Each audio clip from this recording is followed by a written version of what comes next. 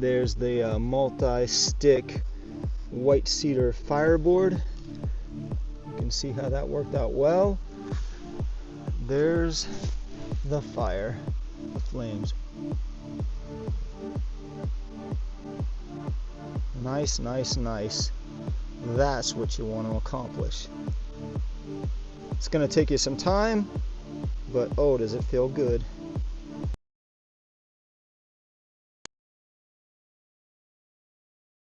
Here's some punky wood.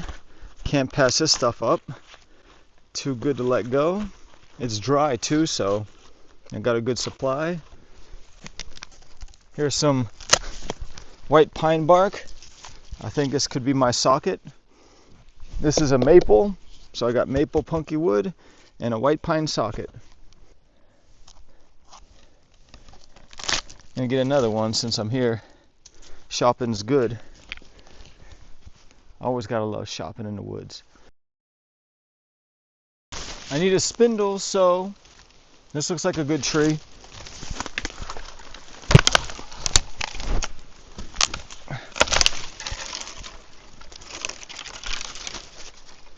Don't like it, I'm gonna pass it up. That looks like a good spindle.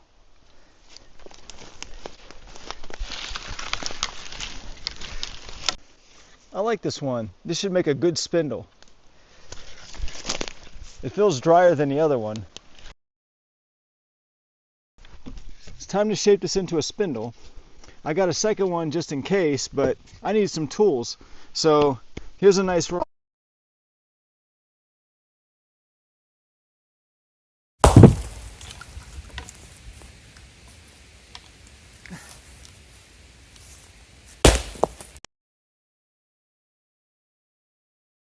Here's a nice tool that flaked off. The impact was here, and it flaked off a nice sharp edge. So now I got something to work with. Should make another one or two.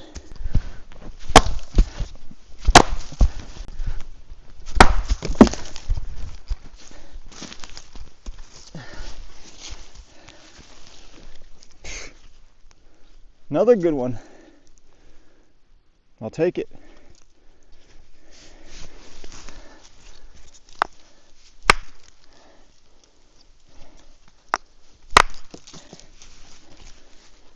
Good.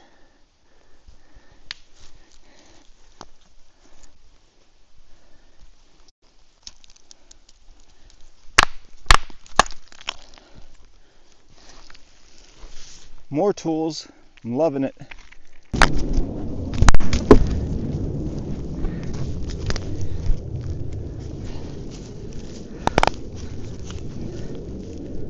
We got a nice edge here.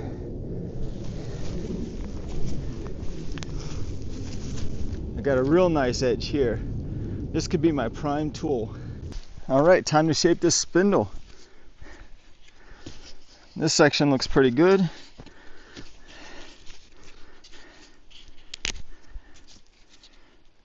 Get these little knots out of the way.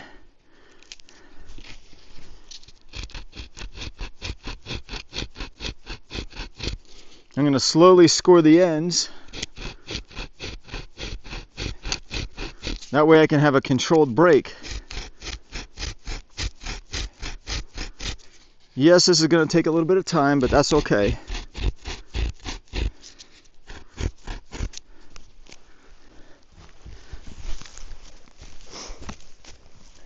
So you can see what's going on here.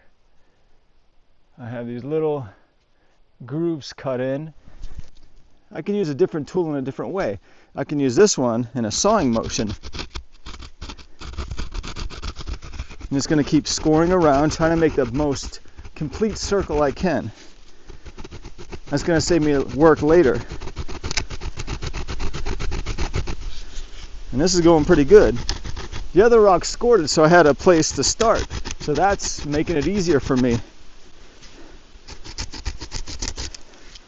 Yeah, it's coming along good. No time, we'll have a spindle. Well, the fact of the matter is it takes time, and you should take your time because you want this to work. When you're drilling, that's when you appreciate all the time you spent on this step. It's always worth it to make a good spindle.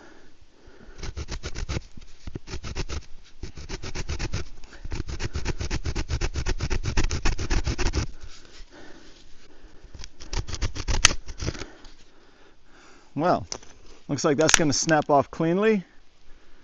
And there it is. So now it's time to shape this even more. This rock's nice and stationary, so I'm going to take advantage of that. I'm going to abrade, and then I'm going to turn it a little bit. There's some abrading, then I turned it. I abraded, now I'm going to turn it a little bit. And it's coming along. Here's a little high point here, so I'm going to abrade that off. Let's take a look. So there it is, it's coming along. I'm going to work on the other side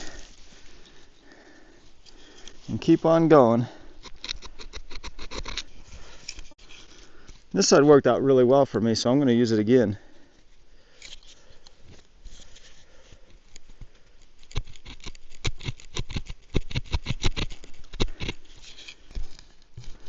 Going back to the original.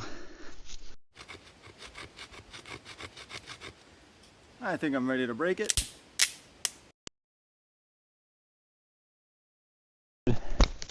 Now it's time to shape it a little bit more. You can either move the spindle or you can move the rock. You decide what works best for you. I'm stabilizing the spindle.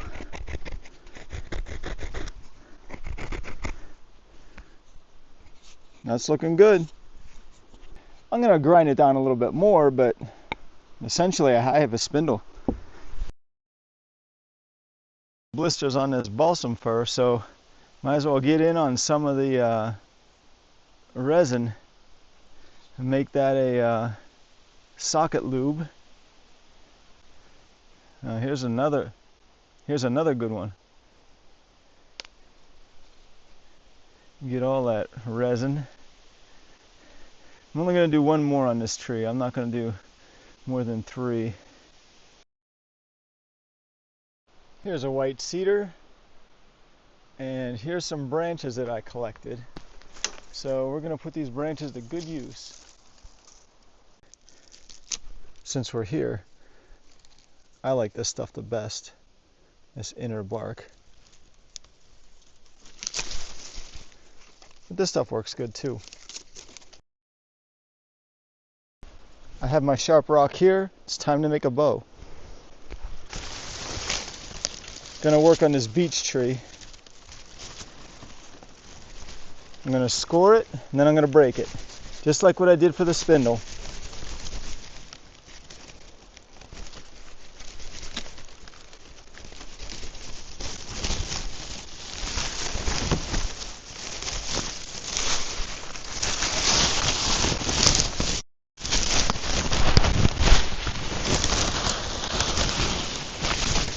And the rock's going to help me get the final fibers off. Beech is strong, but it has a lot of fibers. All right, part 2.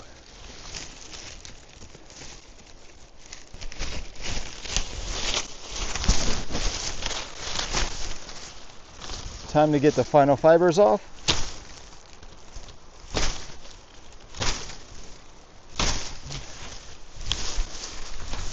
Now I need about armpit to finger length bow.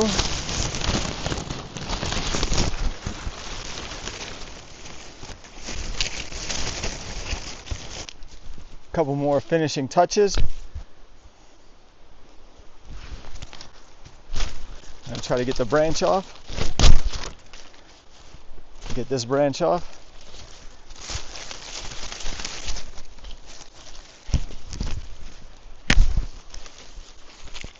Sometimes pulling these little ones off comes easy. With rocks, you got to take your time.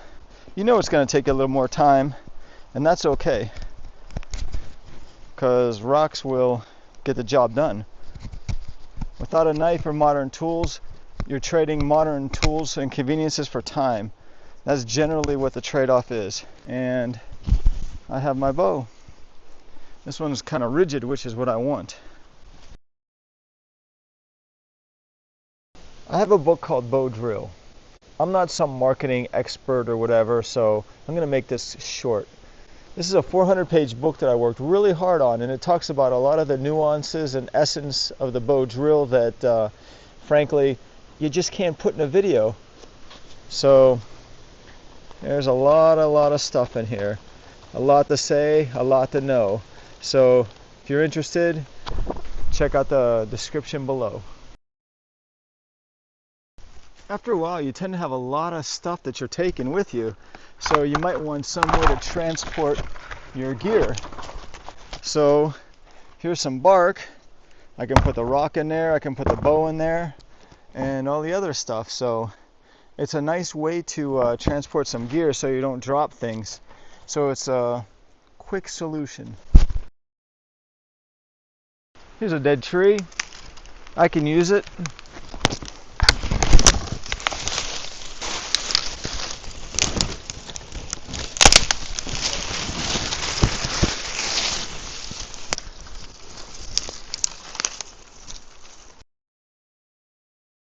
Get some for later since I'm here.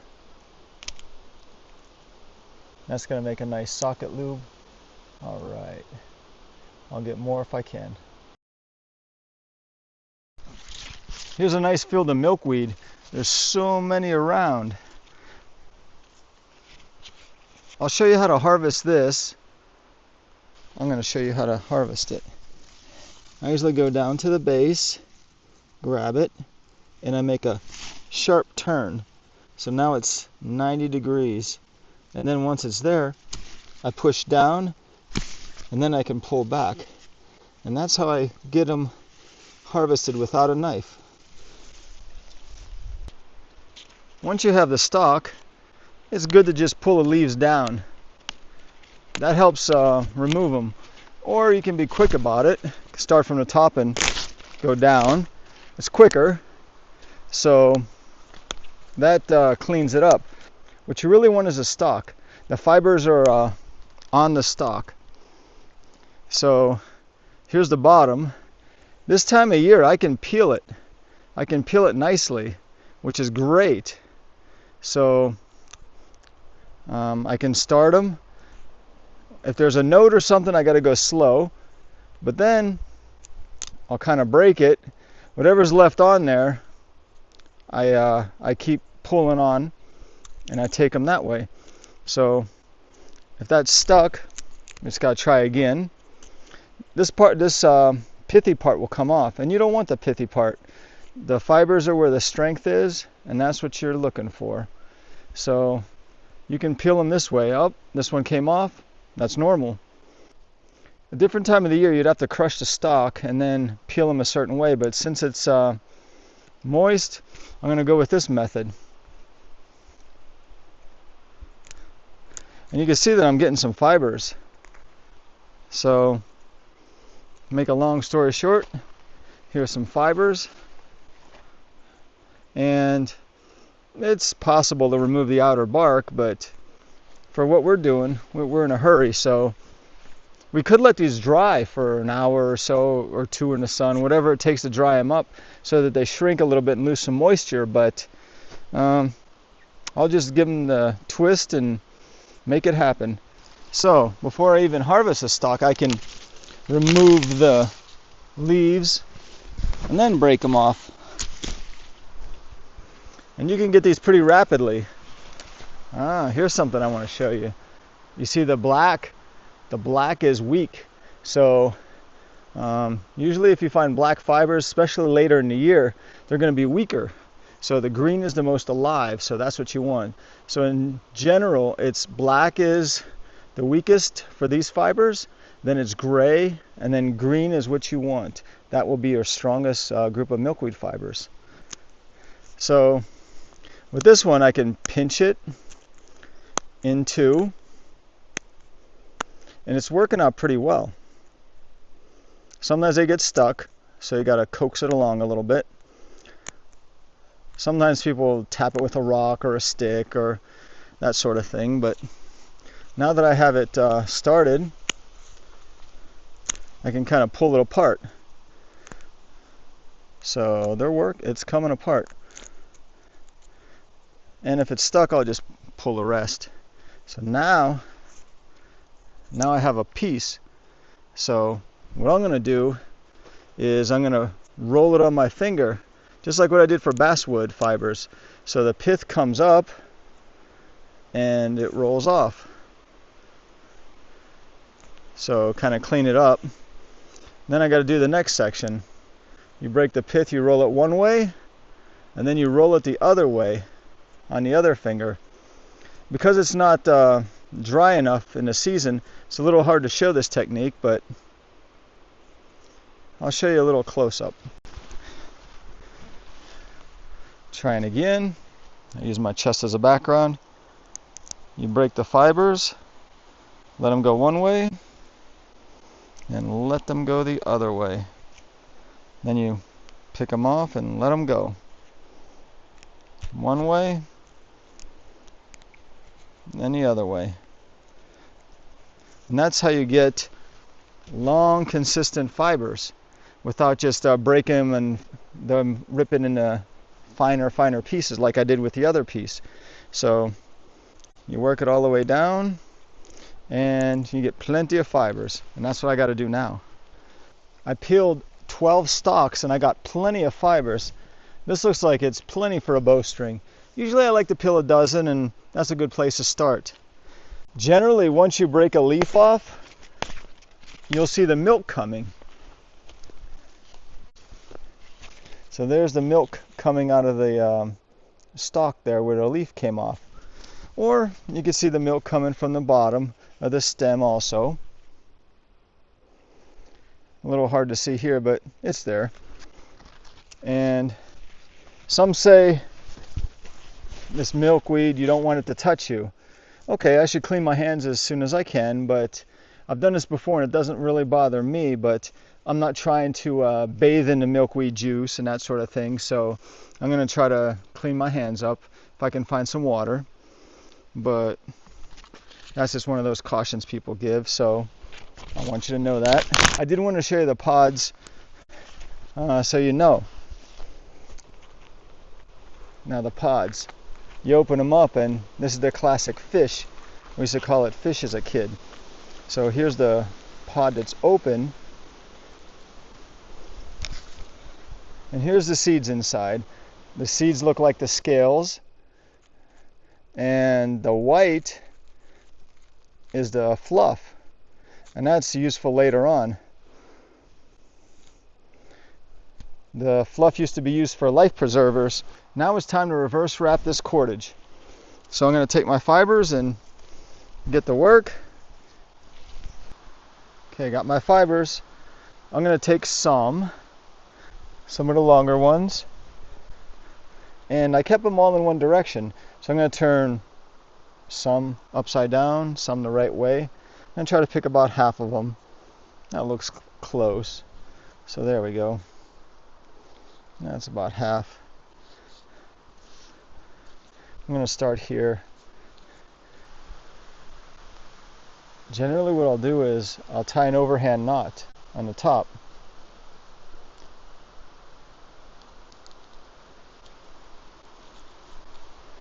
Now I can find my halves, something like this. I want to add one more in for consistency so that they look even. I'll just kind of like make it look a horseshoe and just lay it in there. So now I can do my classic reverse wrap. I'm going to do my twist away and then bring it towards. Pinch where it just crossed. Twist away and bring it towards. Away and towards. So that's the classic reverse wrap. But I don't think this is thick enough for what I want it for, so I'm just going to add some more fibers. Nothing wrong with that. You get to decide the thickness you want. So I'm going to have them kind of like a hairpin or a horseshoe. Lay some on one side, lay some on the other. And this method allows them to stay longer, which is what I like. So everything's in the center now. So right where the knot is. So I'm going to twist away.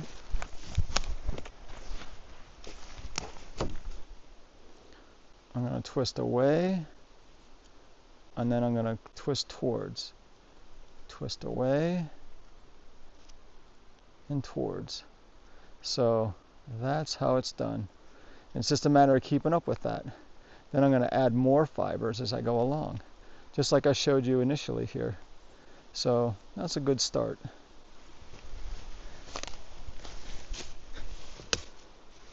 And if I have to redo the knot in a lower section, that's okay. I don't mind to do that. This is looking pretty good. Away and towards. Pinch the new section. And the milkweed fibers are a little moist, so it's easier to twist them. So that's good. And I'm looking for a consistent diameter. And I'm looking for good tight wraps. So the wraps are looking pretty decent. So you can see how this is looking pretty good.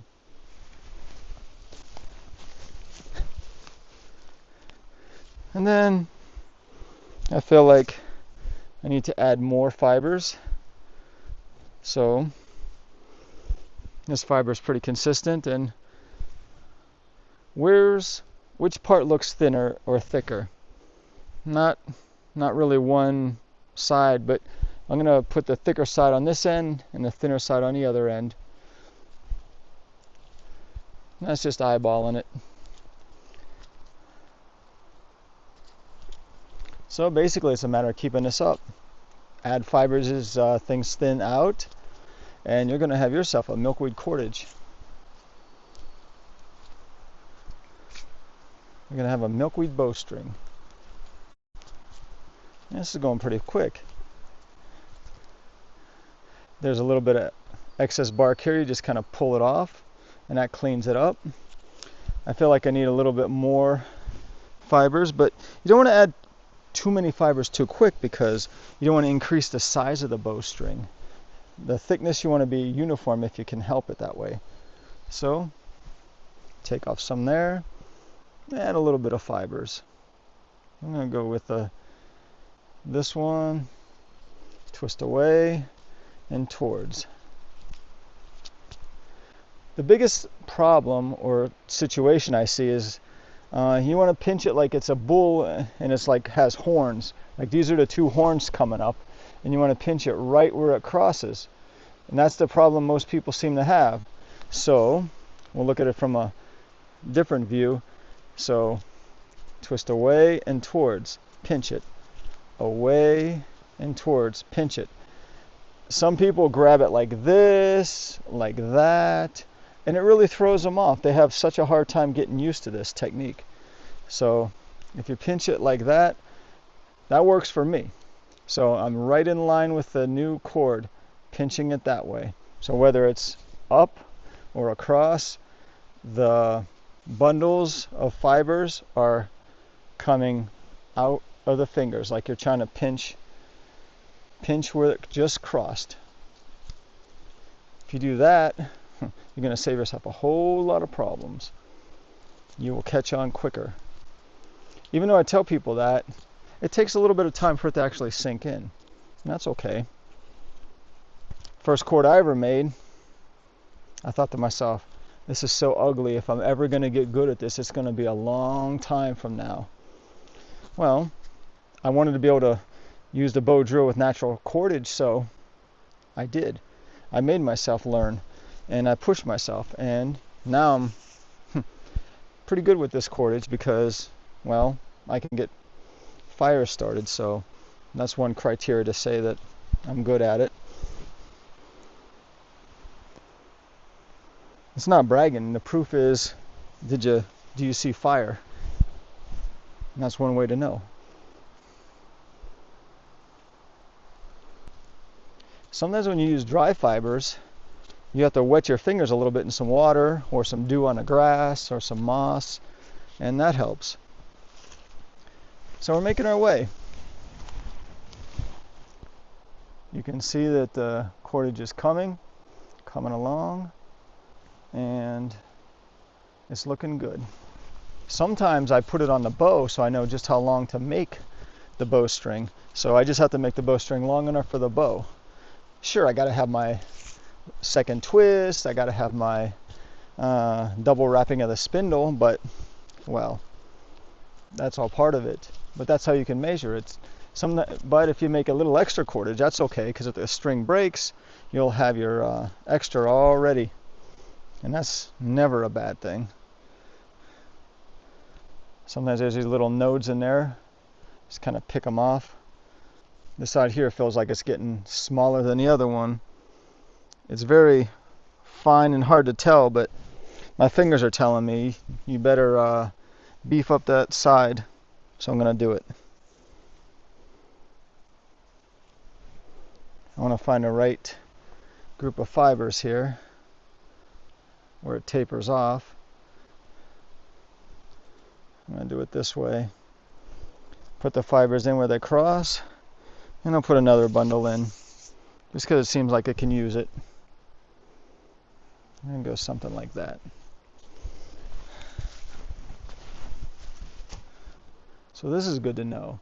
So basically, this part's what I've been working on, but then I push these fibers in close and tight, and then it's a matter of twisting away. It's a matter of twisting away and then towards again. Away and towards, and that incorporates the fibers.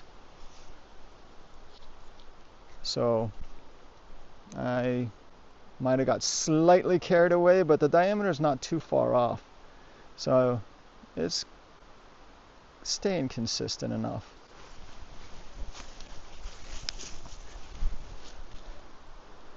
Making cordage is important. Once you learn it, it's repetition, repetition, repetition. Is do the same thing over and over and over and over and over again. Some people like to learn new things, which is fun and nice, but if you have the personality where you can't do the same thing over and over and over and over again, that could hamper your survival. You might not do well because you might have to sit and do the same old boring things time and time and time again. For some people, this would be like, oh, this is relaxing and refreshing. I like doing this. Others will be like, oh, this again. It takes so long just to get anywhere. And it can be thought that way, but, well, you're just going to have to keep plugging away. That's the only way you're going to get anywhere. I mean, here I got close to a foot of cordage, but I still have about 3 more feet to go. So I got to keep plugging away myself. Sometimes it helps to pull a little bit, and it's coming along. Now these little wasted, worthless pieces, that's what we think they're wasted and worthless. When you get to the end of your cord, then you're like, oh, I want every extra little bit of fiber I can find. So these all of a sudden become valuable, and you want these so bad. In the beginning, when you're twisting, you want the nice long ones because it's easier. But as time goes by, oh yeah, you really want the short ones or any fibers you can get your hands on. Okay, I used the bow to help me. I took out one of the reverse wrap loops. I just opened it up, I unraveled it a little bit, put it on the bow, and that allowed me to see just how much string I need to make. And of course you got your second twist, which is always a good thing to do. You can always pull it too to make sure it's lining up right, but essentially what I want you to know at this point is when I get towards the end of the string, the bowstring, I just let it kind of taper off into really fine reverse wrap cordage. That way I can tie a small little overhand knot in it, and that's going to keep it together. So yes, reverse wrap cordage stays together if you let it alone, but I like to put that extra overhand knot in the end, so that way it stays together. So I'm going to do that really quickly. So here it is, real thin. So tie the overhand knot and kind of let it pull through. And try to make that overhand knot as small as possible. So that's not bad. A small overhand knot. And that completes my bowstring. The business end of the fibers, if you take off the outer bark, you can see these fine little fibers here. Those fine little white fibers, that's the business end of it. That's the actual fibers that you need. If you wanted to be all strict about it, you can remove the outer bark. And if you just twisted these white ones, oh boy, what a superior bowstring you'd have. As excited as we are to get going, we need to make a socket. So I'm going to put a little divot here. Of course my rock's going to break, but that's normal. Go this way, go that way. Sharpen your tool if you have to.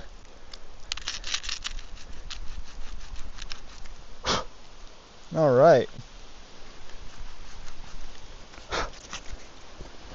That looks like a decent divot. Well, I'm going to make another one. You never know which divot's going to be the one that you like.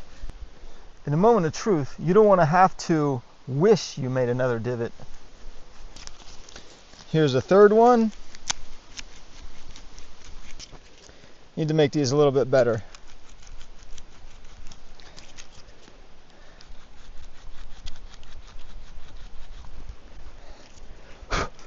I don't want things to fall out when I'm drilling.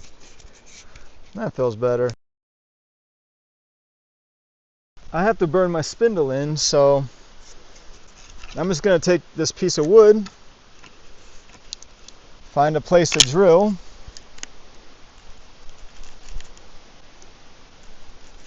and make a starter hole.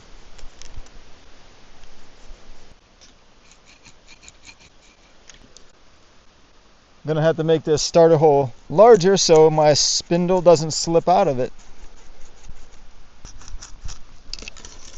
Next thing you know, I have a much larger starter hole.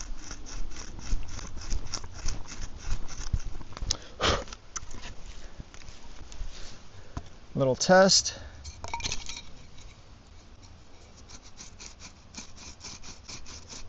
It's worth trying out.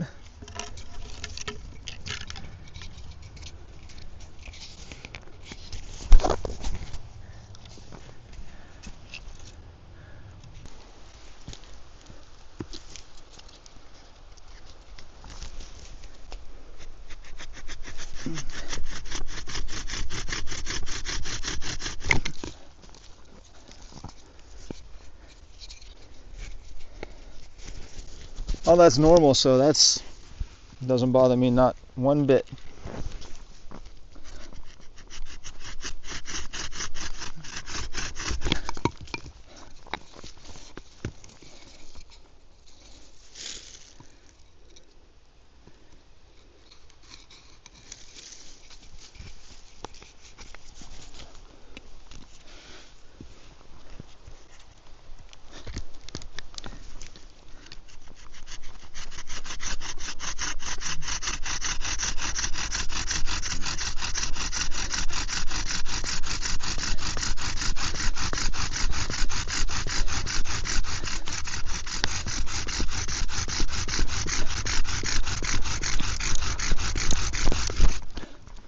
So I have a decent bowstring here. That's allowing me to do this. If the bowstring wasn't as good, I'd have a lot more problems. Might not even be possible.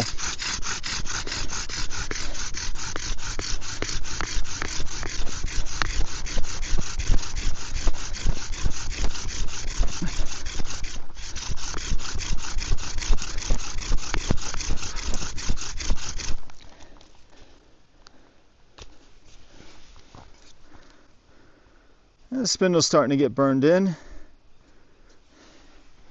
going to go a little more. Probably have to retighten the bowstring. It loosens up on the first drilling when you have a new bowstring.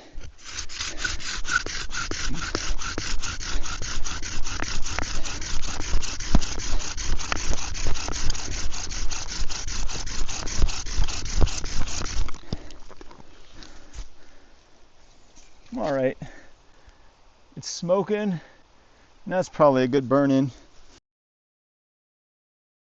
Now we need a real fireboard. So this time we're going to use milkweed cordage to make the fireboard. Some of you may recall from my multi-stick fireboard with the cattail stalks that I used for a fireboard. Now I'm going to use white cedar branches for the fireboard. So that's what I'm going to do now. So, time to process.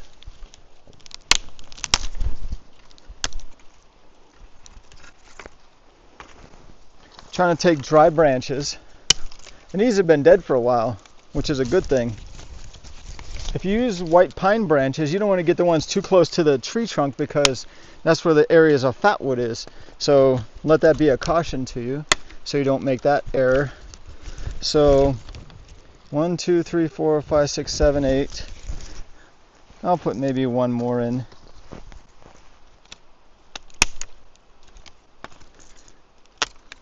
And go like that. So now I got 9. And I'm going to tie them together. I don't like the way that looks.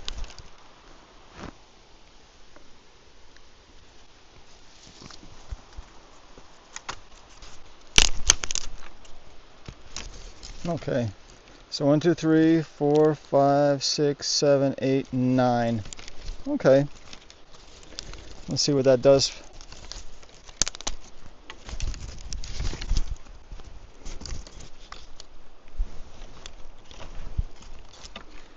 Right now it looks like a big mess. I'm going to tie a clove hitch. That way I bind things together.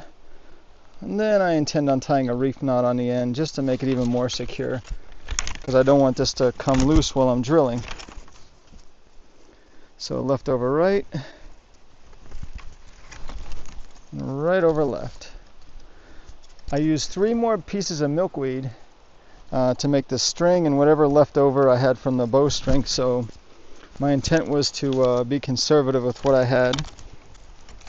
So here's the multi-sticks. Then what I got to do is find a space to open them up where I'm going to drill. I don't necessarily need too much on the end, so I'm going to clean them up a little bit. So a little bit of cleanup there. Save those for later.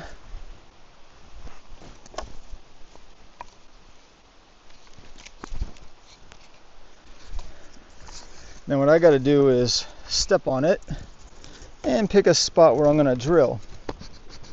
And I'll let the string help guide the drilling so the spindle stays in one spot and so it doesn't flip out. All right, it's showtime. Since I'm going to step on the sticks with my left foot, I'm going to have it there.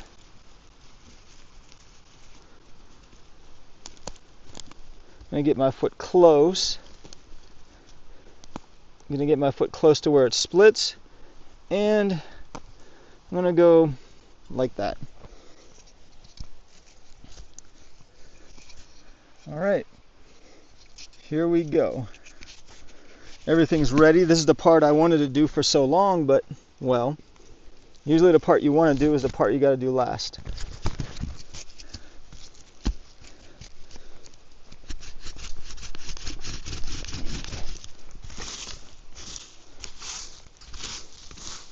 Don't want anything to interfere with my drilling, even a bowstring.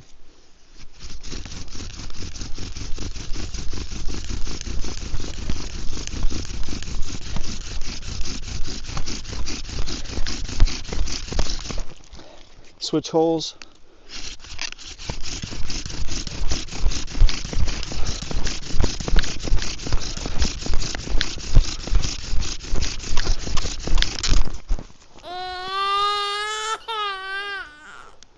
Okay, so the end of the bowstring broke off.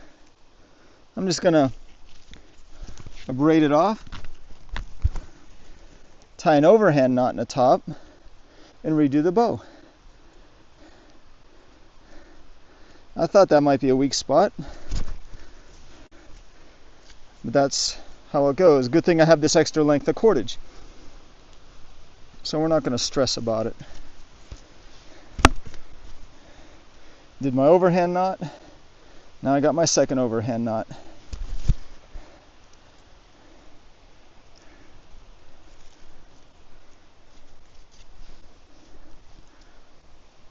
This definitely feels more secure. So I can drill with more confidence on this part.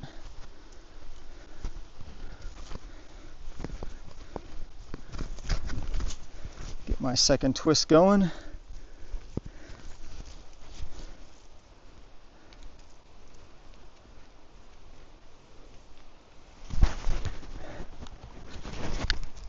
Double wrap the spindle, get that 45 degree, so it's going to be right about there.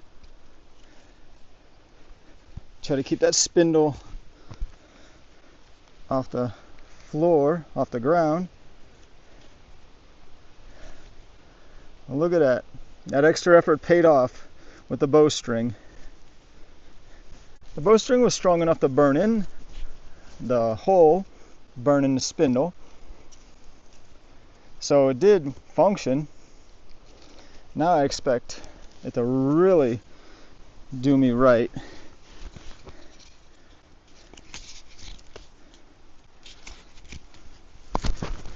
Good thing I have the extra socket holes.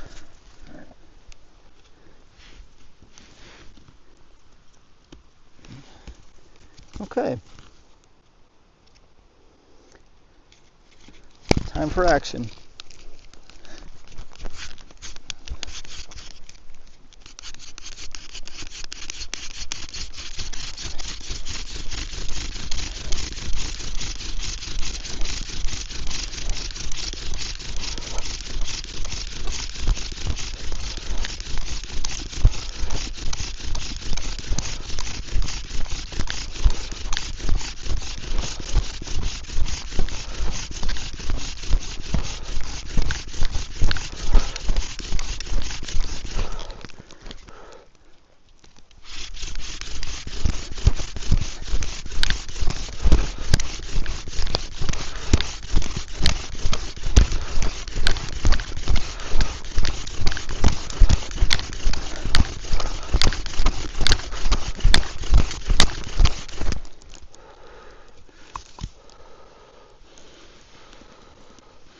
I'm going to separate the fireboard. I'm going to let the ember form. All the right things are happening. All right. Very good.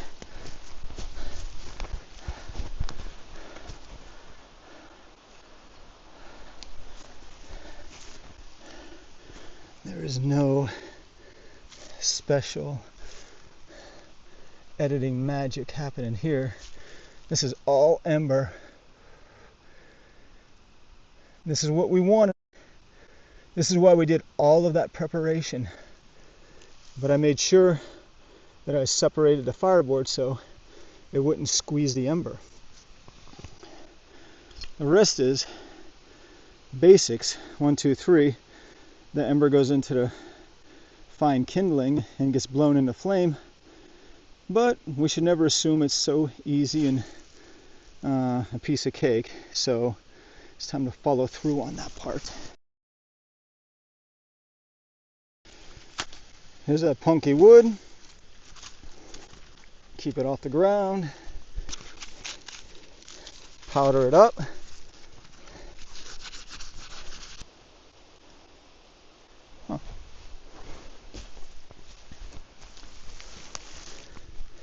So the ember is inside the punky wood. The punky wood was crumbled up, put on top.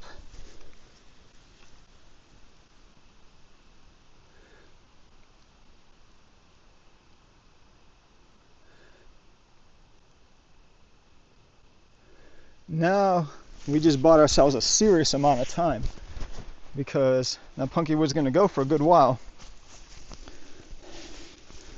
But we want some success. We don't want to fool around.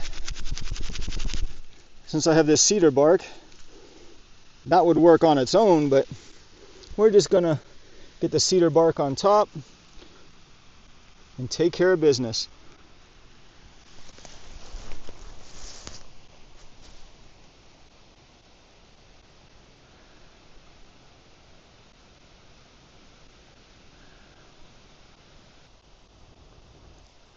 That's a sweet look of success right there.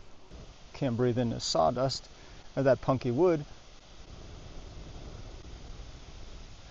Success. 100% primitive bow drill, made today, all natural. Yeah. There's the multi-stick White Cedar Fireboard. You can see how that worked out well. There's the fire, the flames. Nice, nice, nice. That's what you want to accomplish. It's going to take you some time, but oh, does it feel good.